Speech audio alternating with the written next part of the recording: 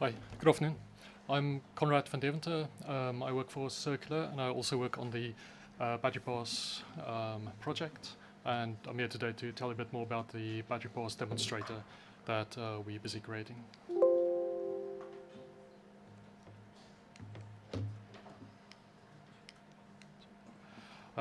Right, so the BatteryPass demonstrator is based on the technical guidance document that Patrick has mentioned earlier as well. So we've used that to look at the different standards and the technical requirements in order to create the demonstrator component. So in here I'll talk you through some of the functionality and capabilities that we're busy creating in the demonstrator. So in here we look to collect and process data from the economic operator point of view. So we have created APIs to simulate the data coming in from an economic operator, and then we map that to a standard BatteryPass data model, and then that is saved to a data repository, a distributed data repository that can be installed within a economic operator's own data center. Currently we're running this on AWS, but it could be distributed. So after we receive the data, we then we create the battery passport and create a unique identifier based on the URN notation scheme. So there's a distributed system that we can replicate multiple economic operator entities in here, and we can accept data through various data models and convert that into a standard data model to have all the data in a single format. And then there's also a front end available that we generate a QR code that a user can scan, or there's a portal for where end user can enter the ID on a website and then see more information on that.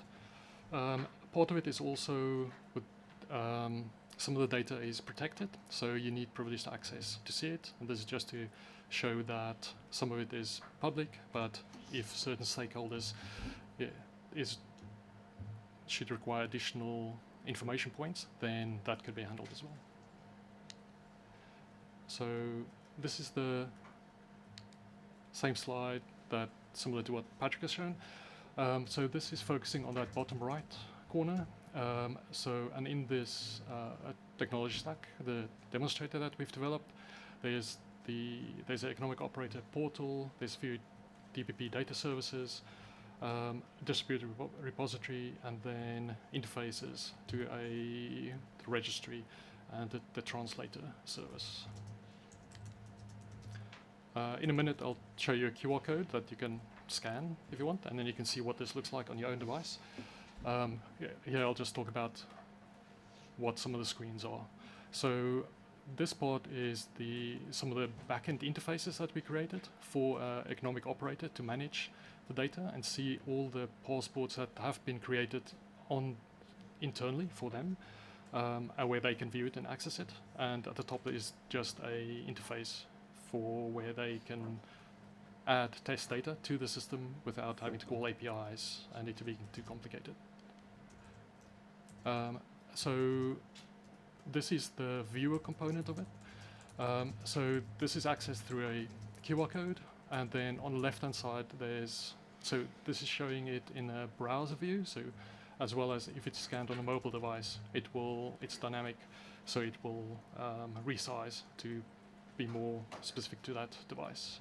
It's also multilingual, that we can show that it's multiple languages can be accommodated.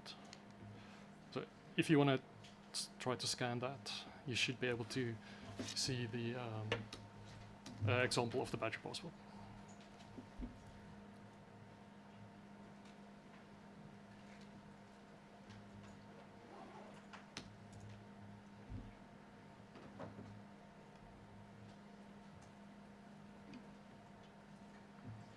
Right. So just to show the rest in case you weren't able to scan it.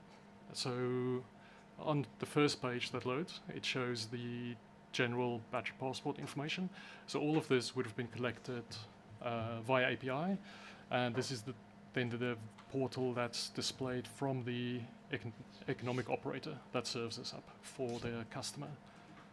So when the user then clicks on the green button on the right for more information, it then drills into more specific details. So general data, material composition, performance, carbon footprint.